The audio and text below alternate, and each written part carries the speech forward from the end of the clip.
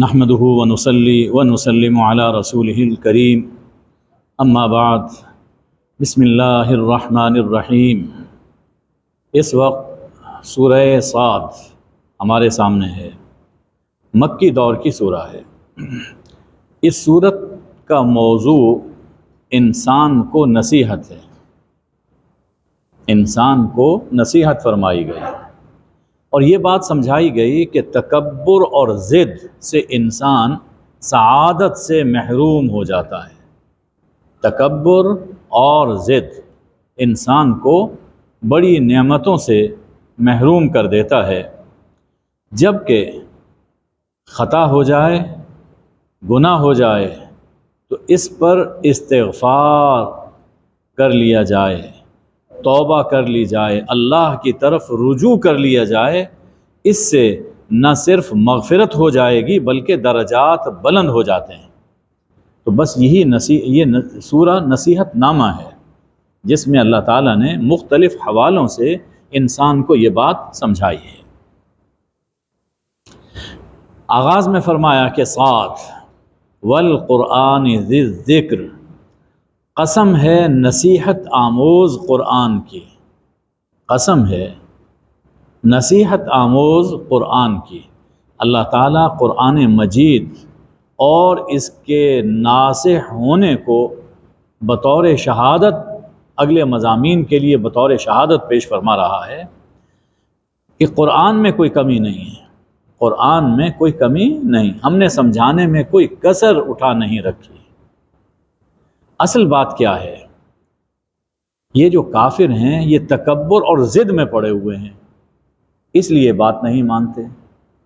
قرآن کے سمجھانے میں کوئی کمی نہیں، مختلف انداز سے قرآن میں اللہ نے توحید کو، رسالت کو اور آخرت کو بیان فرمایا اور بدی کے بد انجام سے آگاہ فرمایا، لیکن پھر کافر کیوں نہیں مانتے؟ اس لیے کہ وہ اپنے آپ کو بڑا سمجھتے ہیں کہ ہم اور قرآن کے سامنے جھک جائیں، اور یہ تو ہماری جاہلی روایات کے خلاف ہے۔ تو یہ تکبر اور ضد کی وجہ سے کافر نہیں مان رہے۔ ذرا سوچیں کہ ان سے پہلے ہم نے کتنی قومیں ہلاک کی، پھر ایک دوسرے کو پکارنے لگے، لیکن وقت نہ رہا خلاصی کا۔ جب عذاب آیا تو پھر ایک دوسرے کو مدد کے لیے پکارتے تھے، لیکن فرمایا کہ وَلَا تَحِينَ مَنَاص، اب چھٹکارے کا وقت باقی نہیں رہا، اب تو عذاب آ گیا، چنانچہ وہ تباہ و برباد ہوئے۔ وَعَجِبُوا، انہیں تعجب ہے دو وجہوں سے۔ ایک تو یہ کہ انہی میں سے ایک شخص ان کے پاس منذر اور رسول بن کر آ گیا۔ آپ کو یاد ہوگا سب پیغمبروں کے بارے میں یہی بات کہی گئی، ہم ہی میں سے ایک فرد ہے اور آج وہ یہ کہہ رہا ہے کہ میں اللہ کا رسول ہوں۔ یہ بات بڑی عجیب ہے، ہم نہیں مانتے۔ کافروں نے کہا یہ تو معاذ اللہ جادوگر ہیں، جھوٹے ہیں، ساحر اور کذاب، یعنی اس بارے میں جھوٹے ہیں، وگرنہ حضور اکرم صلی اللہ علیہ وسلم کی جو شخصی دیانت، صداقت اور امانت ہے، اس کے وہ لوگ قائل تھے، لیکن یہ جو بات کہہ رہے ہیں اس کے اندر وہ جھوٹے ہیں۔ دوسری بات جو ان کے لیے تعجب کا سبب بنی، اجعل الآلہۃ الہا واحدا، یہ کیا بات ہوئی کہ سب الہوں کی جگہ انہوں نے کہا کہ بس ایک ہی الہ کافی ہے، لا الہ الا اللہ۔ ہم نے تو یہ خدا ہم نے بنائے ہوئے ہیں، یہ ہمیں رزق دیتا ہے، یہ بارش دیتا ہے، یہ اولاد دیتا ہے، یہ سفروں میں ہماری حفاظت کرتا ہے، تو ہم نے تو زندگی کے سب کاموں کے لیے الگ الگ الہ بنا رکھے ہیں۔ جیسا کہ اب بھی ہمارے پڑوس میں ہندوؤں میں مختلف کاموں کے لیے مختلف دیوتا اور دیویاں ہیں، تو عربوں میں بھی یہی حال تھا۔ تو اس بات پر تعجب ہوا کہ یہ کس الہ کی بات کر رہے ہیں جو اتنے سارے خداؤں کے کام کو اکیلا ہی خدا کر دیتا ہے؟ یہ کون سا الہ ہے، کون سا خدا ہے؟ ان ھذا لشیء عجاب، یہ تو بڑی عجیب چیز ہے. عجیب نہیں کہا، عجاب کہا، مبالغے کا صیغہ. یہ بڑی عجیب چیز ہے. ان میں سے ایک وفد کسی موقع پر آیا جناب ابو طالب کی خدمت میں اور کہا کہ اپنے بھتیجے کو سمجھائیے. حضور اکرم صلی اللہ علیہ وآلہ وسلم نے فرمایا کہ میں ان سے صرف ایک ہی بات کہتا ہوں، اگر یہ وہ بات مان لیں تو نہ صرف عرب ان کے تابع ہوگا، عجم بھی ان کے تابع ہوگا. کہا کہ ہاں اس میں کیا حرج ہے، کون سی بات ہے؟ فرمایا کہ لا الہ الا اللہ، یہ مان لیجئے. چنانچہ اسی وقت اٹھے اور چل دیے. اس کا حوالہ دیا گیا کہ ان میں سے جو بڑا ہے وہی جو ابو جہل، وہ چلا یہ کہتے ہوئے کہ چلو وَاصْبِرُوا عَلَىٰ آلِهَتِكُمْ، اور اپنے خداؤں پر جمے رہو، ڈٹے رہو، اپنے خداؤں کا نہ چھوڑنا. ان هذا لشیء یراد، یقیناً اس بات میں کچھ غرض ہے. یہ جو لا الہ الا اللہ کی بات کہہ رہے ہیں اس سے ان کا کوئی منصوبہ ہے، انہوں نے کوئی پلان کیا ہوا ہے کہ مستقبل میں بڑا بننا چاہتے ہیں، حکومت حاصل کرنا چاہتے ہیں، دولت اکٹھی کرنا چاہتے ہیں. کوئی لگتا ہے کہ ان کا منصوبہ ہے، وگرنہ ایسی بات کون کہہ سکتا ہے؟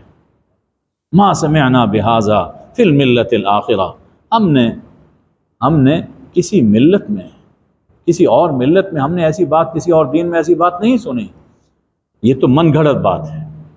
بس یہ باتیں کہتے ہوئے وہاں سے چل دیے. یہ بھی کہا کہ کیا انہی پر یہ الذکر ہمارے درمیان نازل ہوا؟ یہ الذکر، یہ نصیحت کے لیے کیا اللہ کو، خدا کو یہی صاحب ملے صلی اللہ علیہ وآلہ وسلم؟ اصل بات یہ ہے کہ انہیں میرے ذکر کے بارے میں، قرآن کے بارے میں شک ہے. اور یہ بھی نہیں بلکہ ابھی انہوں نے عذاب کا مزہ نہیں چکھا. اگر عذاب آ جائے تو ان کے ہوش ٹھکانے ہو جائیں. یہ میری ڈھیل سے غلط فائدہ اٹھا رہے ہیں. اچھا، اس سورہ میں آپ یہ بھی نوٹ کیجئے کہ اللہ نے آغاز میں یہ فرمایا تھا کہ والقرآن ذی ذکر، نصیحت والے قرآن کی قسم ہے. تو الذکر اس پوری صورت کے اندر ذکر کا لفظ مختلف انداز میں بار بار آ رہا ہے، اور یہ قرآن پاک کا ایک خاص اسلوب ہے. کہنے لگے جب انہوں نے یہ کہا کہ کیا یہی صاحب ملے ہیں، تو جواب میں اللہ جل شانہ نے فرمایا کہ کیا تیرے رب کی رحمتوں کے خزانے ان کے پاس ہیں، یا ان کے پاس آسمانوں اور زمین کی حکومت ہے؟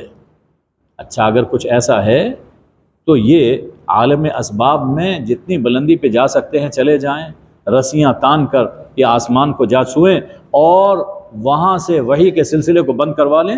اگر یہ کر سکتے ہیں تو ظاہر ہے کہ ایسا نہیں ہو سکتا، اس لیے کہ ان کے پاس وحی کا آنا وہ خود ان کے اپنے اختیار میں نہیں ہے، وہ تو اللہ ہے جو ان پر وحی بھیج رہا ہے، لہٰذا یہ کچھ بھی نہیں کر سکتے.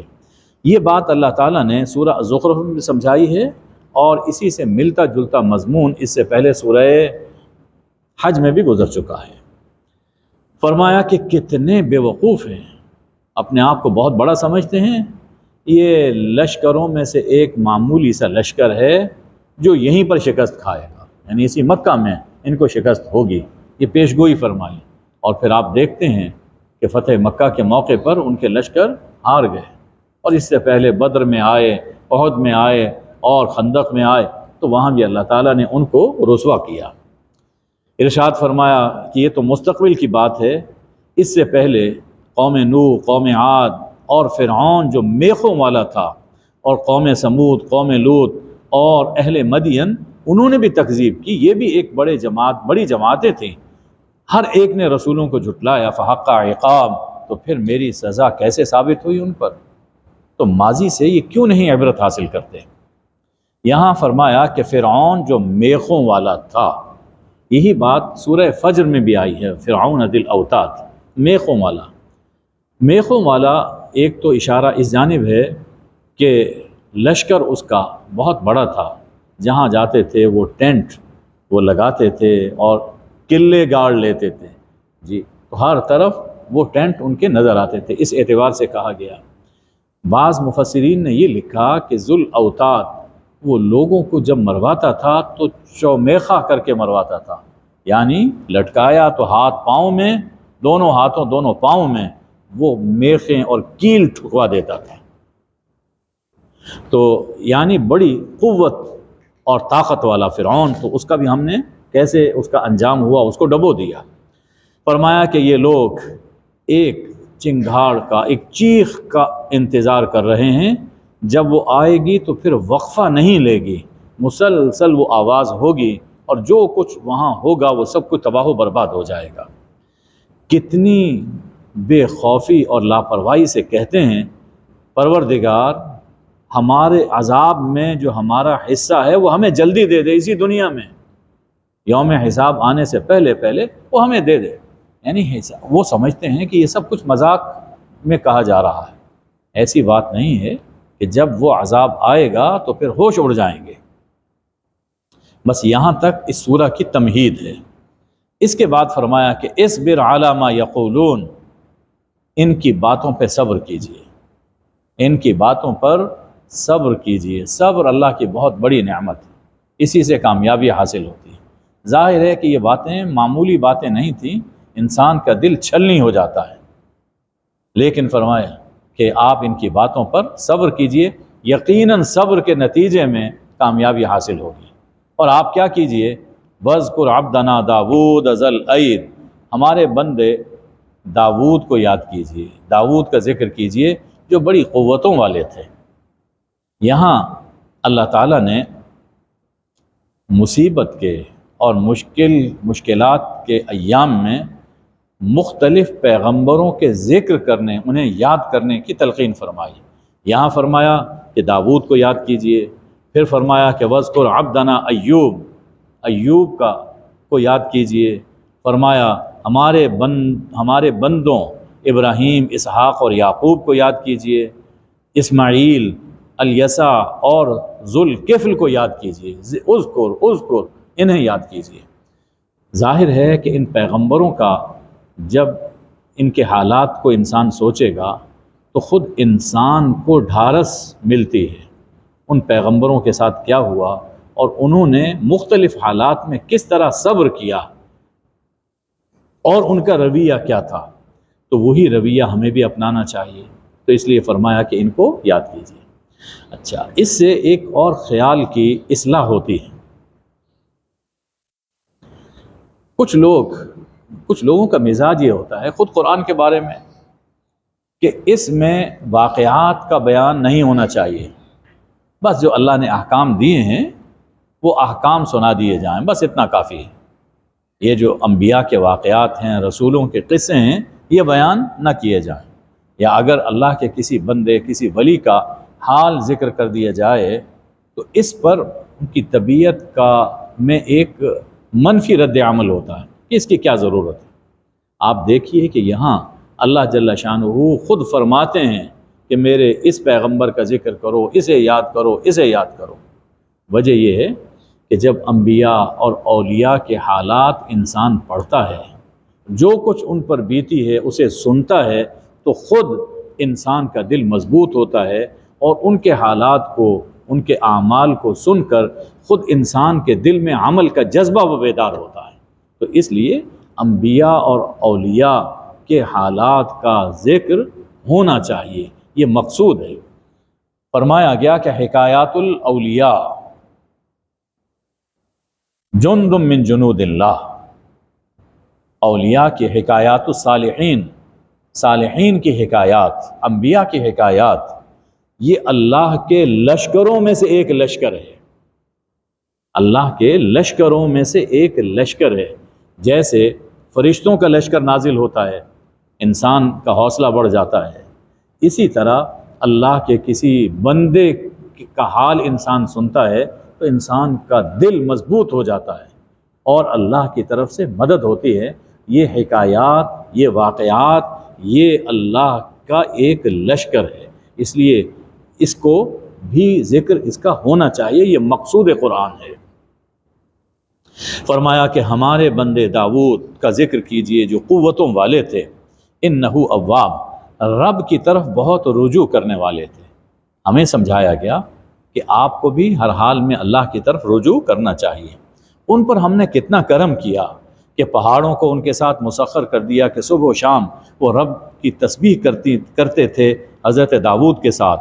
اسی طرح پرندے وہ سمٹ کر ان کے پاس آ جاتے تھے، جمع ہو جاتے تھے، اور وہ بھی ان کے ساتھ مل کر اللہ کی تسبیح کیا کرتے تھے۔ کل لہ اواب، سب ان کی طرف رجوع کرنے والے تھے حضرت داؤد کی جانب، اور حضرت داؤد وہ اللہ کی جانب رجوع کرنے والے تھے۔ تو جو اللہ کی جانب رجوع کر رہا ہو، انسان کو چاہیے کہ انسان اس کے ساتھ مل کر وہ بھی اللہ کی یاد میں مصروف رہا کرے۔ یہ نماز باجماعت میں یہی بڑی ایک حکمت ہے۔ ہم نے داؤد کی حکومت کو قوت عطا فرمائی، مضبوط حکومت عطا فرمائی، اور انہیں حکمت و دانائی عطا فرمائی، اور انہیں فیصلہ کن بات کہنے کا سلیقہ بخشا۔ اب یہاں ایک واقعہ ہوا تھا حضرت داؤد علیہ السلام کے لیے۔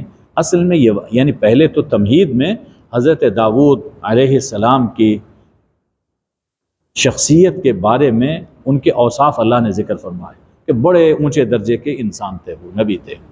اب ایک معاملے میں جو کچھ معمولی سی لغزش ہو رہی تھی، تو اللہ تعالیٰ نے اس حوالے سے ان پر تنبیہ فرمائی۔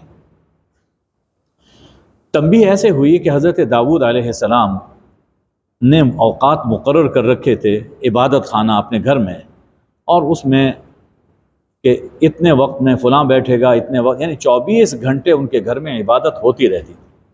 تو حضرت داؤد علیہ السلام اس اپنی خلوت گاہ میں عبادت میں مصروف تھے۔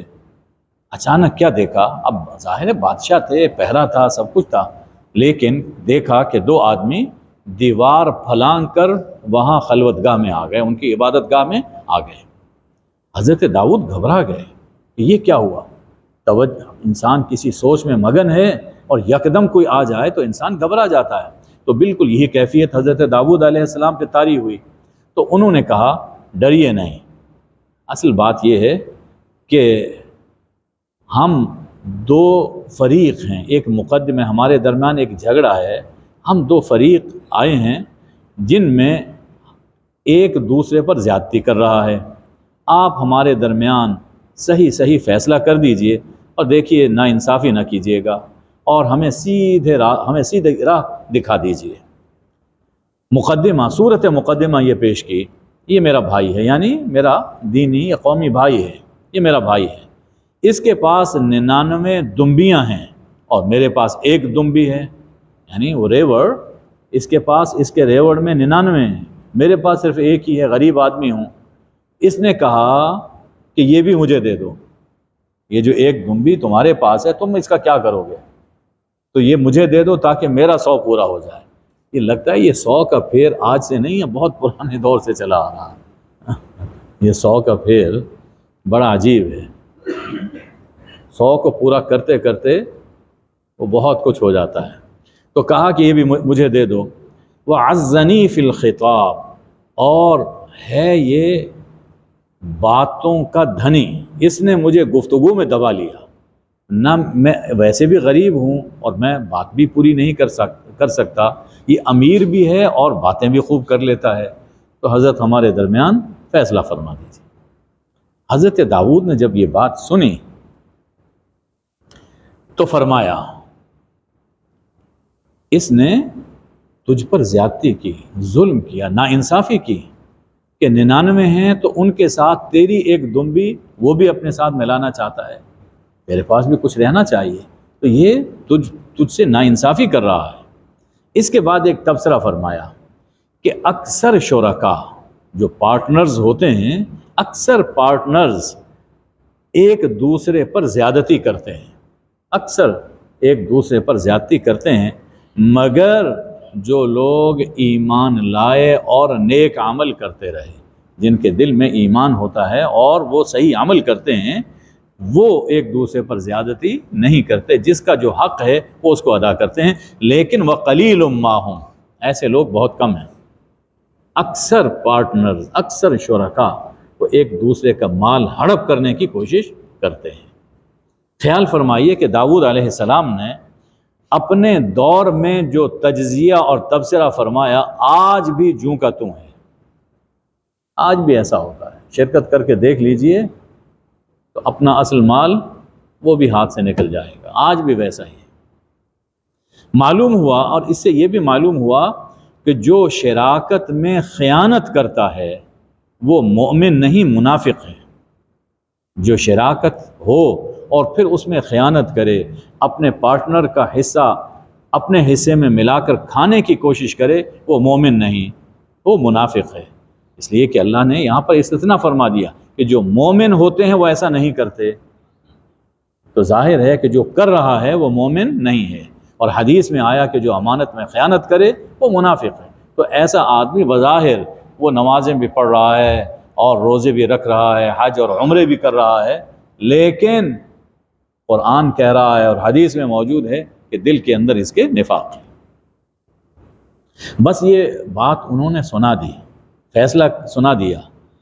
وَظَنَّ دَاوُودُ أَنَّمَا فَتَنَّاهُ، اس سے پہلے حضرت داؤد علیہ السلام کچھ اسی طرح کی سچویشن سے گزر رہے تھے۔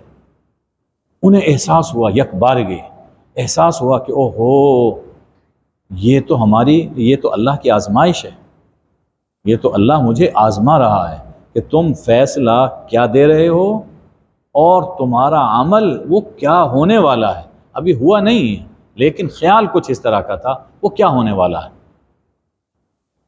اب جتنے بڑے ہوتے ہیں تو ان پر نظر بھی پھر بڑی ہوتی ہے اللہ کی، ان کی چھوٹی بات بھی بڑی ہوتی ہے۔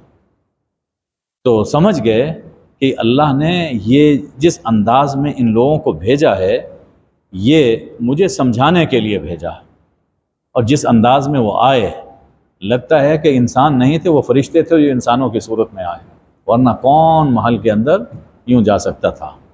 بس احساس جو ہوا، فاستغفر ربہ، اپنے رب سے انہوں نے معافی مانگی، استغفار کیا، وخر راکعا واناب، اور عملاً کیسے استغفار کیا کہ اللہ کے سامنے جھکتے ہوئے گر پڑے اور اللہ کی طرف انہوں نے رجوع کیا۔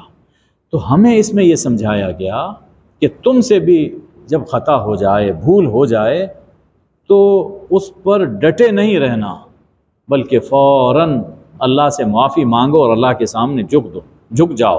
پھر کیا ہوگا؟ فغفرنا لہ ذالک، ہم نے ان کی خطا معاف کر دی، اللہ تعالیٰ تمہیں بھی معاف کرے گا۔ یہ ہمارے لیے درس ہے۔ فرمایا کہ داؤد علیہ السلام کے لیے ہمارے یہاں ایک مرتبہ تھا، وہ ہمارے مقرب تھے اور ان کا ہمارے ہاں اچھا ٹھکانہ ہے، یعنی وہ معمولی انسان نہیں تھے، ہمارے نبی اور پیغمبر تھے۔ میں نے آیہ سجدہ کی تلاوت کی ہے، بعد میں ایک سجدہ تلاوت کر لیجیے۔ اب حکم دیا کہ اے داؤد، ہم نے زمین میں آپ کو خلیفہ بنایا ہے۔ خلیفہ کی اب کیا ذمہ داری ہے؟ سب سے بڑی ذمہ داری، فاحکم بین الناس بالحق، لوگوں کے درمیان انصاف کے ساتھ فیصلہ کیجیے۔ ولا تتبع الہوی، اور اپنی خواہش کی پیروی نہ کیجیے گا۔ یہ خلیفہ کی ذمہ داری، جج کی بھی یہ ذمہ داری ہے۔ اگر اپنی خواہش کی پیروی کریں گے فیضلک عن سبیل اللہ، تو یہ خواہش آپ کو اللہ کی راہ سے بھٹکا دے گی۔ اب یہاں اللہ کی راہ کیا ہے؟ عدل اور انصاف، یعنی اگر آپ اپنی خواہش نفس کے پیچھے چلیں گے تو آپ عدل نہیں کر سکیں گے۔ یقیناً جو لوگ اللہ کی راہ سے یعنی عدل کی راہ سے بھٹکتے ہیں تو پھر ان کے لیے شدید عذاب ہوتا ہے، اس لیے کہ انہوں نے یوم حساب کو بھلا دیا۔ وہ بھول گئے کہ ایک دن آنے والا ہے کہ جب ججوں سے بھی حساب ہوگا۔ جو دوسروں کا اس دنیا میں حساب کرتے ہیں تو ایک دن آنے والا ہے جب ججوں سے بھی حساب ہوگا، چونکہ وہ بھول گئے اس لیے عذاب شدید کا فیصلہ فرما دیا گیا۔ ارشاد ہے، یہ جو آسمان اور زمین ہم نے پیدا کیے اور اس کے درمیان جو کچھ ہم نے پیدا کیا، یہ کوئی فضول نہیں ہے، یہ فضول نہیں، ایک مقصد کے لیے ہم نے پیدا کیا۔ یہ کافروں کا گمان ہے، کافر یہ سوچتے ہیں کہ بس ہم دنیا میں پیدا ہوئے، مزے کی زندگی گزارو، مر جائیں گے اور مٹی میں مل کر مٹی ہو جائیں گے۔ ایسی بات نہیں ہے۔ کافروں کے لیے تباہی اور بربادی ہے، اس سوچ کی وجہ سے جہنم میں ڈالے جائیں گے۔ فرمایا کہ اس کے مقابل میں جو لوگ ایمان لائے اور نیک عمل کرتے رہے، کیا انہیں ہم ان لوگوں کے برابر سمجھیں کہ جو زمین میں فساد مچا رہے ہیں؟ ایسا نہیں ہو سکتا۔ کیا ہم متقیوں اور نیکوں کو فاجروں کے برابر سمجھیں؟ ایسا نہیں ہو سکتا۔ جیسا عمل ہوگا ان کی شخصیت ویسی ہی ہوگی۔ اچھا عمل ہے تو اچھے لوگ ہیں، برا عمل ہے تو برے لوگ ہیں۔ ارشاد ہے کتاب انزلناہ الیک مبارک، یہ کتاب جو ہم نے آپ کی طرف نازل کی ہے یہ مبارک ہے، یہ بابرکت کتاب ہے۔ غور فرمائیے، اس قرآن کے بارے میں اللہ فرما رہا ہے کہ یہ بابرکت کتاب ہے۔ تبارک الذی نزل الفرقان، جس نے نازل کیا ہے وہ ذات بھی بڑی بابرکت ہے۔ تو اگر ہم برکت حاصل کرنا چاہتے ہیں دنیاوی اور اخروی، تو اس کا ذریعہ یہ کتاب مبارک ہے۔ اور یہ ہم نے کس لیے نازل کی؟ لیدبروا آیاتہ، تاکہ لوگ اس کی آیتوں میں غور و فکر کریں۔ ولیتذکر اولو الالباب، اور جو اہل عقل ہیں وہ اس سے سبق لیں، اس میں دھیان دیں، اسے یاد رکھیں۔ ہم نے یہ کتاب تذکر اور تدبر کے لیے نازل کی ہے۔ تو اصل مقصد اس کتاب کے نازل کرنے کا وہ یہی ہے کہ انسان اسے پڑھے، سمجھے، اس میں غور و فکر کرے۔ اس کے بعد پھر حضرت داؤد کے بعد حضرت سلیمان کا واقعہ آ رہا ہے۔ ہم نے داؤد کو سلیمان عطا فرمائے۔ نعم العبد، سلیمان خوب بندے تھے، بڑے اچھے بندے تھے۔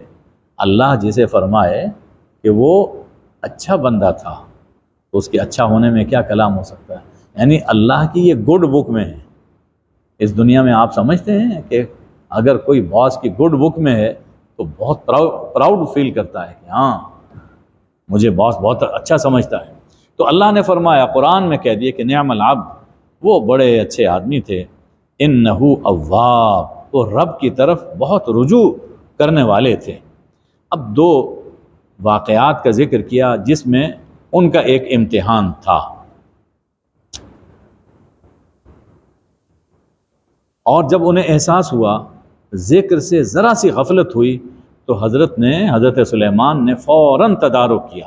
اس میں داؤد اور سلیمان کے واقعے میں ان لوگوں کے لیے بڑی عبرت ہے جنہیں اللہ نے حکومت دے رکھی ہے اور جن کے پاس دولت ہے۔ قیامت کے دن کوئی عذر نہیں کر سکتا کہ میرے پاس تو اتنی دولت تھی، اس کے سنبھالنے میں میرا وقت بسر ہو جاتا تھا، اے اللہ میں تجھے کب یاد کرتا، میرے پاس حکومت تھی، کام اتنے ہوتے تھے کہ تیری یاد کا میرے پاس وقت نہیں تھا۔ اللہ فرمائے کہ داؤد کو بھی لاؤ، سلیمان کو بھی لاؤ، ان سے زیادہ حکومت کس کے پاس تھی اور ان سے زیادہ دولت کس کے پاس تھی، یہ بھی تو مجھے یاد کرتے رہے۔ اور اگر ذرا سی بھول چوک ہوئی تو انہوں نے کیا کیا؟ عرض کی کہ رب اغفر لی، پروردگار مجھے معاف کر دے، اور اللہ نے ان کو معاف کر دیا۔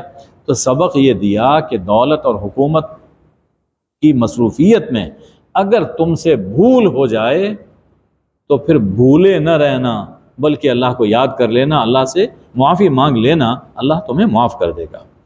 تو عرض کی کہ رب اغفر لی، اور وہب لی ملک لا ینبغی لأحد من بعدی، مجھے ایسی حکومت اور ایسی مملکت عطا فرما جو میرے بعد کسی کے لائق نہ ہو، میرے بعد ویسی حکومت اور کسی کو نہ ملے۔ چنانچہ حضرت سلیمان کو اللہ نے ایسی ہی حکومت عطا فرمائی۔ اس کی مثال، ان کی حکومت کی مثال نہ ان سے پہلے ملتی ہے نہ ان کے بعد ملتی ہے۔ آپ اندازہ کیجئے کہ نہ صرف انسانوں پر حکومت، جنوں پر حکومت، پرندوں پر حکومت، اور ہواؤں پر ان کی حکومت، سبحان اللہ۔ دعا یہ کی تھی، اللہ نے دعا پوری کر دی۔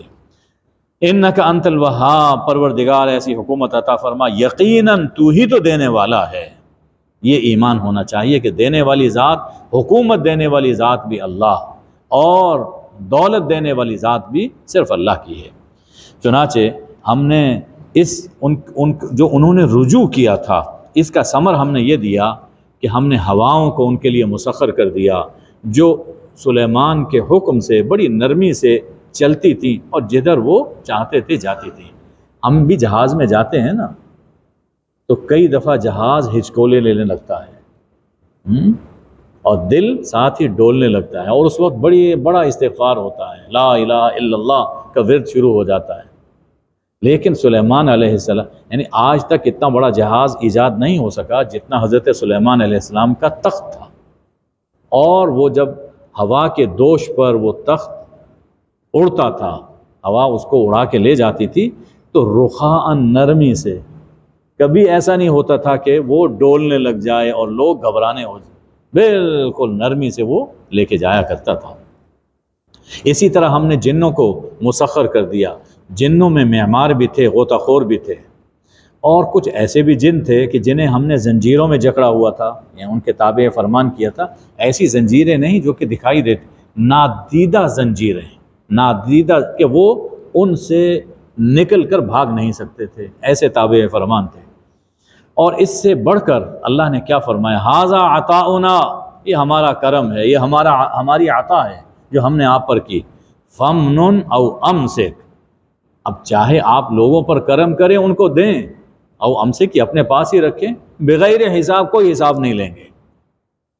سب سے بڑی چیز جس سے ڈر لگتا ہے وہ یہ ہے کہ حساب دینا پڑے گا۔ سب سے بڑا سخت مرحلہ یہ ہوتا ہے کہ اس کا حساب دینا پڑے گا، اور حدیث میں آتا ہے کہ جس کے حساب میں مناقشہ ہو گیا، چھان بین ہو گئی، وہ مر گیا۔ من نوقش فی الحساب فقد ہلک، تو تباہ ہو گیا۔ کون دے سکتا ہے اللہ کا حساب؟ تو اللہ نے کیسا کرم کیا کہ سب چیزوں کو مسخر کر دیا، اور پھر فرمایا کہ چاہے لوگوں پر احسان کریں، ان کو بھی دیں، یا صرف اپنے پاس رکھیں، بغیر حساب، ہم کوئی حساب نہیں لیں گے۔ ہر طرح سے فکری آزادی، سوچ میں کوئی فکر نہیں ہونی چاہیے، اور یعنی حکومت بے فکر ہو کر حکومت کیجیے۔ سلیمان علیہ السلام کا ہمارے یہاں بڑا مرتبہ تھا، بڑا قرب تھا، اور بڑا اچھا ان کا ٹھکانہ ہے۔ اب یہ دولت اور حکومت، اب تیسرے پیغمبر جن کا ذکر آ رہا ہے، فرمایا کہ ہمارے بندے ایوب کو یاد کیجیے، ایوب کو۔ ان کا ذکر تکلیف کے حوالے سے ہے۔ ہر انسان زندگی کی کسی مرحلے میں اس پر بیماری آتی ہے، تکلیف میں مبتلا ہو جاتا ہے، تو فرمایا کہ ہمارے بندے ایوب کو یاد کریں، ان کا کیا حال تھا اور انہوں نے کیا کیا تھا، تم بھی وہی کام کرو۔ فرمایا کہ جب ایوب نے اپنے رب کو پکارا کہ یا اللہ، یہ شیطان آزار اور شدید تکلیف مجھے پہنچانے لگ گیا، ایک تو بیماری ہے، اور دوسرا شیطان آ کر وسوسے ڈالنے لگ گیا، مجھے تیری رحمت سے مایوس کرنے لگ گیا۔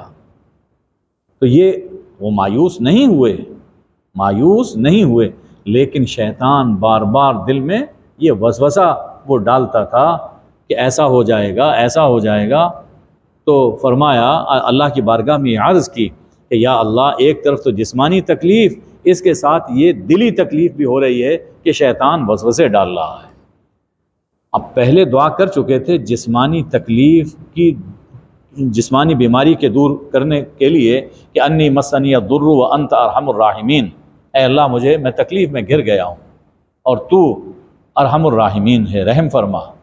اب یہاں دوسری یہ بات عرض کی کہ اے اللہ، اب شیطان بھی مجھے تنگ کرنے لگ گیا، دل میں مختلف طرح کے خیال آ رہے ہیں۔ اب اللہ کی رحمت جوش میں آئی، فرمایا کہ ارکض برجلک، جہاں بیٹھے ہیں یہیں پر اپنا پاؤں زمین پر ماری ہے، ایڑی ذرا زمین پر مارے۔ ھذا مغتسل بارد وشراب، یہ دیکھو چشمہ نکل آیا، انہوں نے ایڑی ماری، چشمہ نکل آیا ٹھنڈے پانی کا۔ فرمایا کہ اس سے نہاؤ اور اسے پیو۔ نہائیں گے، وہ جو سکن ڈیزیز تھی، نہانے سے اس پانی کا اثر یہ ہے کہ وہ تکلیف دور ہو جائے گی، اور پئیں گے تو اندر بھی جسم کی جو تکلیف ہے وہ بھی دور ہو جائے گی۔ اب دیکھیے، جب اللہ کرم کرتا ہے تو پانی سے شفا آ جاتی ہے۔ کیا انہوں نے علاج نہیں کیا ہوگا؟ یقیناً علاج کیا۔ تو اصل میں شفا دینے والا تو اللہ ہے، شفا دینے والا اللہ ہے۔ جب شفا دینے لگے تو پھر پانی بھی انسان کے لیے دوا بن جاتا ہے، پانی بھی دوا بن جاتا ہے۔ اور اگر اسے منظور نہ ہو تو امریکہ کا چکر لگا لیا جائے تب بھی شفا حاصل نہیں ہوتی ہے۔ تو شفا دینے والا صرف اللہ ہے۔ فرمایا کہ اس بیماری کے ایام میں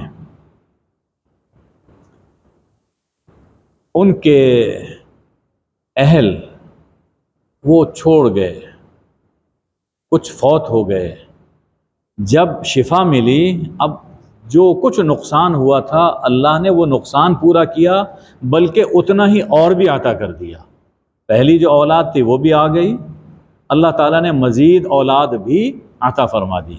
یہ کیسے ہوا؟ رحمتم منا، ہماری رحمت ہوئی، اور اس میں نصیحت ہے عقل والوں کے لیے۔ تو سب سے بڑی چیز انسان کے لیے اللہ کی رحمت ہے۔ ہمیشہ اللہ سے اس کی رحمت مانگتے رہنا چاہیے۔ جب رحمت ہو جائے، رب کی نظر رحمت ہو جائے، تو سارے دلدر دور ہو جاتے ہیں۔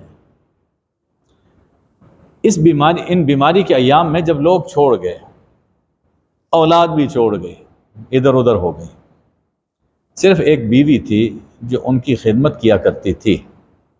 اب بیماری جب ہوتی ہے تو انسان کا مزاج بہت نازک ہو جاتا ہے، اور جو تیمار دار ہوتا ہے وہ بھی کبھی تنگ پڑ جاتا ہے۔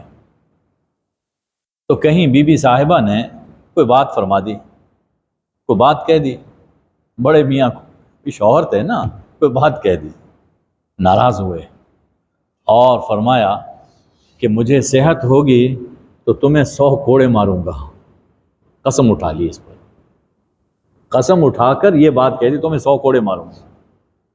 اب وہ ان کا کوئی ایسا قصور تو تھا نہیں، لیکن ان سے یہ سخت بات منہ سے نکل گئی۔ اب صحت ہو گئی، اب وہ بیوی جو ہمیشہ خدمت کرتی رہی، ظاہر ہے کہ دل میں ندامت ہوئی ہوگی کہ میں اب کیا کروں۔ تو اللہ تعالیٰ نے ایک حیلہ بتایا کہ تاکہ قسم بھی پوری ہو جائے اور انہیں تکلیف بھی نہ ہو۔ فرمایا کہ 100 تنکوں کا ایک مٹھا بنا لیں، 100 تنکوں کا ایک مٹھا بنا لیں، اسے اکٹھا کر لیں، مٹھی میں لے لیں، اور ایک دفعہ ان کے جسم پر یوں لگا دیں۔ بس وہ 100 تنکے لگ گئے، آپ کی قسم پوری ہو گئی۔ یہ حیلہ خود اللہ جل شانہ نے بتایا۔ قسم مت توڑیے۔ تو 2 چیزیں ہمارے سامنے آئیں، ایک تو یہ ہے کہ قسم کی حرمت، قسم کی حرمت، قسم کی عظمت ہے۔ قسم کیا چیز ہے؟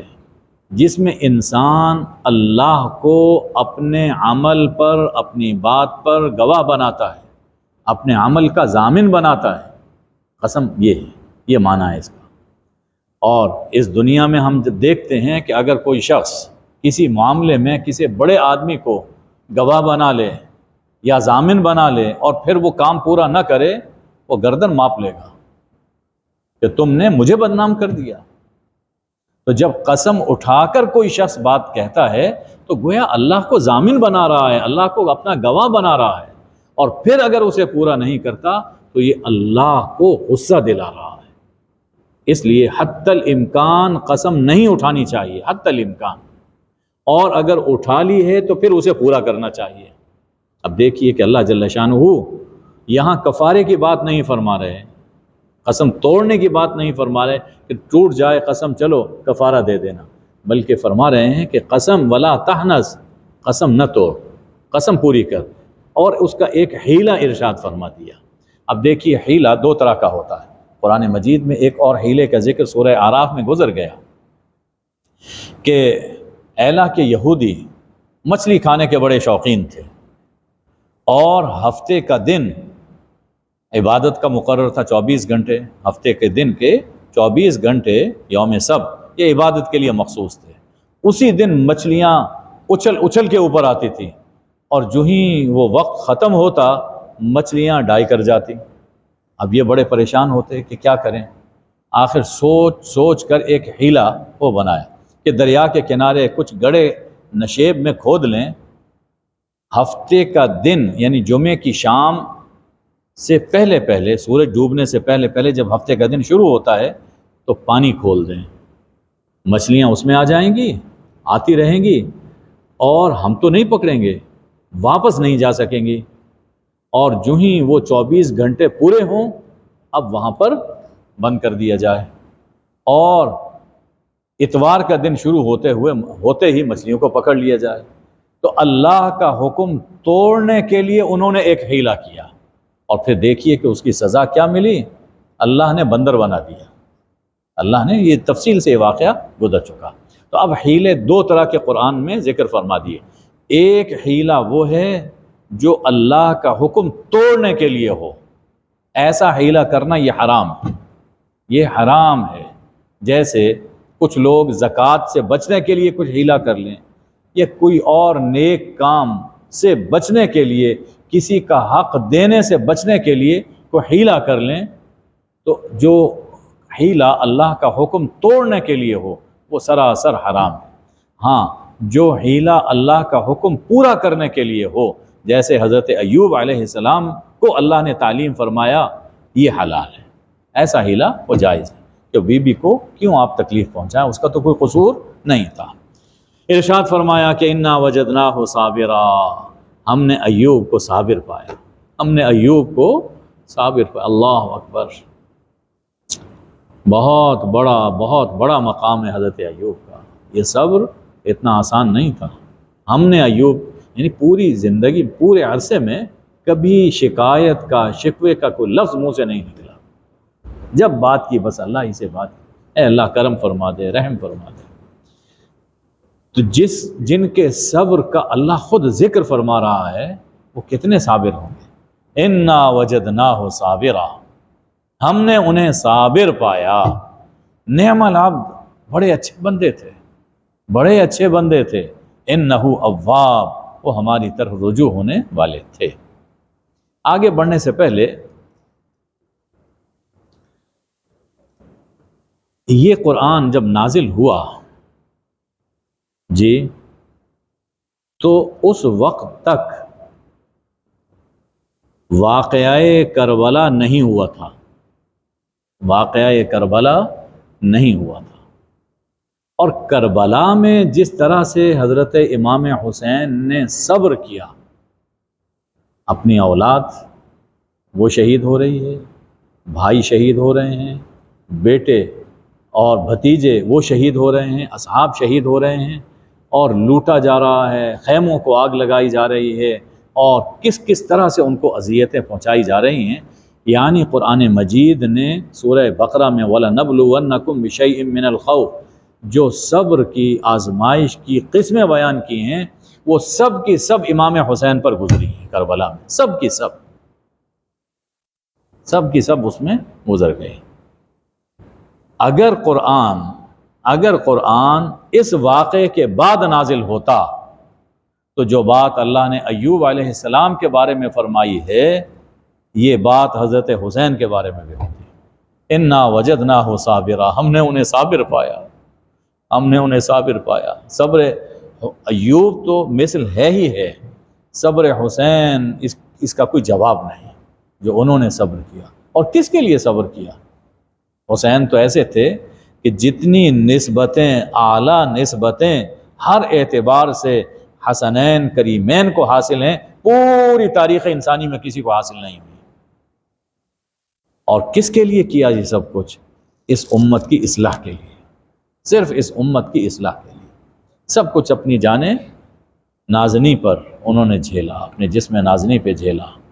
انا وجدناہ صابرا، قرآن یہ کہتا اگر اس کے بعد نازل ہوتا کہ ہم نے حسین کو صابر پایا، نعم العبد انہ اواب، اللہ کی طرف رجوع کرنے والے تھے۔ آخری زندگی کے جو سانس ہیں وہ سجدے میں تھے جب ان ظالموں نے ان کا سر قلم کیا، وہ بھی بہت بڑے اونچے درجے کے صابر۔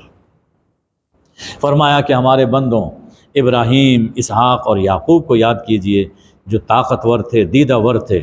ہم نے انہیں چنا ایک چنی ہوئی بات کی وجہ سے، اور وہ کیا ہے؟ ذکر الدار، وہ یاد ہے اس گھر کی کہ ہمیشہ وہ آخرت کو یاد رکھا کرتے تھے، اور وہ ہمارے یہاں چنے ہوئے برگزیدہ اور پسندیدہ لوگوں میں سے تھے۔ اسماعیل، الیسع اور ذوالکفل کا بھی ذکر کیجئے، یہ سب لوگ پسندیدہ تھے۔ ھذا ذکر، یہ نصیحت ہے۔ دیکھیے قرآن شروع میں سورہ صافات میں ذکر آ رہا ہے والقرآن والذکر، پھر فرمایا کہ ھذا ذکر، یہ نصیحت ہے۔ اب جو نصیحت قبول کرنے والے ہیں ان کا انجام کیا ہوگا؟ جو قبول کریں گے ان کو اللہ تعالیٰ جنتوں میں رکھے گا اور جنتوں کی ہر طرح کی نعمتیں عطا فرمائے گا، اور کہا جائے گا یہ وہ وعدہ ہے یوم حساب کا کہ تمہیں ہم یوم حساب میں یہ کچھ عطا کریں گے، تو یہ وعدہ پورا کیا جا رہا ہے، یہ ہمارا رزق ہے جو کبھی ختم نہیں ہوگا، یہ تو سن لو۔ اور اس کے مقابل جن لوگوں نے سرکشی کی، تکبر کیا، بات نہیں مانی، تو ان کا انجام یہ ہے کہ ان کو جہنم میں ڈالا جائے گا اور طرح طرح کا عذاب ان کو دیا جائے گا، پینے کو گرم پانی اور پیپ وہ دی جائے گی۔ اہل جہنم وہاں باہم گفتگو بھی کریں گے، کچھ لوگ تو پہلے موجود ہوں گے جب وہ چھوٹے وہاں، یہ تقریباً وہی مکالمہ ہے جو کہ سورہ سبا میں گزر چکا کہ بڑے وہاں پر موجود ہیں، اب جو چھوٹے وہاں پہ جائیں گے تو یہ بڑے کہیں گے کہ لا مرحبا بہم، تمہیں ہم خوش آمدید نہیں کہتے، نو ویلکم۔ وہ کہیں گے کہ ہاں تمہیں بھی ہم ویلکم نہیں کرتے، تم نے ہمیں اس مصیبت میں ہمیں تم نے ڈالا، ہمیں تم نے گھسیٹا۔ وہ کہیں گے ربنا من قدم لنا ھذا، اے اللہ کہ جس نے ہم سے پہلے یہ کام کیے اور جہنم میں لے کر آئے، انہیں جہنم کا دگنا عذاب دے۔ آپس میں بات کریں گے کہ کچھ لوگ تھے کہ جنہیں ہم کہتے تھے کہ بڑے شریر ہیں، وہ آج نظر نہیں آ رہے۔ یہ جو دنیا میں نیک لوگ تھے ان کو یہ لوگ کہتے تھے کہ یہ شریر ہیں، چونکہ وہ ان کی بات نہیں مانتے تھے۔ اچھا ہم نے انہیں نشانہ طنز و استہزاء بنایا، یا ہماری آنکھیں چوک رہی ہیں کہ یہاں کہیں وہ ہوں گے اور ہمیں نظر نہیں آ رہے؟ تو یہ جو جھگڑا ہے اہل جہنم کا یہ ہو کر رہے گا۔ ابتدا میں فرمایا تھا کہ ان لوگوں کو تعجب ہے کہ انہی میں سے ایک منذر آ گیا، فرما دیجئے انما انا منذر، کہہ دیجئے کہ ہاں میں منذر ہی ہوں، تمہیں جس بات پہ تعجب ہے تو ہاں میں منذر ہی ہوں، توحید کی دعوت دے رہا ہوں، اور یہ بڑی خبر ہے، یہ بڑی خبر ہے، اور تم اس سے منہ پھیر رہے ہو۔ یہ توحید یہ اللہ کی بڑی نعمت ہے، بڑی چیز ہے، اور آخرت کے بارے میں تمہیں بڑی خبر دی جا رہی ہے اور تم ہو کہ اس سے منہ پھیر رہے ہو۔ دیکھو جس نے اللہ تعالیٰ سے جھگڑا کیا، ضد کی اور اپنے آپ کو بڑا سمجھا، اس کا انجام کیا ہوا؟ شروع میں ذکر فرمایا تھا کہ بل الذین کفروا فی عزت و شقاق، کہ کافر اس لیے بات نہیں مان رہے کہ وہ ضد اور تکبر میں پڑے ہوئے ہیں۔ تو سب سے پہلا وہ شخص کہ جس نے تکبر کی وجہ سے بات نہیں مانی، اب اس کا قصہ ذکر کیا جا رہا ہے، یعنی ابلیس کا۔ یہ واقعہ اس سے پہلے گزر چکا۔ ابلیس سے اللہ نے فرمایا کہ ما منعک ان تسجد لما خلقت بیدی، جس مخلوق کو میں نے اپنے دونوں ہاتھوں سے بنایا، تو نے اسے سجدہ کیوں نہیں کیا؟ کیا تو اپنے آپ کو بڑا سمجھتا ہے، یا تو کسی اونچے طبقے سے تعلق رکھتا ہے، اونچے لوگوں میں سے ہے؟ اور اللہ کے یہاں تو کوئی ایسا نہیں ہے، کوئی ایسا اونچا طبقہ نہیں ہے جو اللہ کے حکم سے بالا تر ہو۔ تو کیا تو نے اپنے آپ کو بڑا سمجھا، یا تو ہے بڑوں میں سے؟ تو ظاہر ہے کہ نہ تو اپنے آپ کو بڑا سمجھ سکتا ہے اور نہ تو اونچے لوگوں میں سے ہے جو اللہ کے حکم سے بھی اونچے ہوں، تو لہٰذا تجھے سزا ملے گی۔ یہ جو فرمایا کہ انسان کو میں نے اپنے دونوں ہاتھوں سے بنایا، ایک دست ظاہر اور دوسرا دست باطن۔ دست ظاہر سے، قدرت ظاہرہ سے انسان کا جسم بنایا، اور دست باطن سے انسان میں روح ہوگی۔ تو دونوں طرح کی قدرتیں اللہ نے انسان کی تخلیق میں صرف فرمائیں۔ تو جواب میں کہا کہ میں بہتر ہوں، آپ نے مجھے آگ سے پیدا کیا اور اسے مٹی سے پیدا کیا، فرمایا کہ نکل جا یہاں سے، تو مردود ہے اور قیامت تک تجھ پر میری لعنت ہے۔ سب سے بڑی سزا یہ ہے کسی کے لیے کہ اس پر اللہ کی لعنت آ جائے، یہ سب سے بڑی سزا۔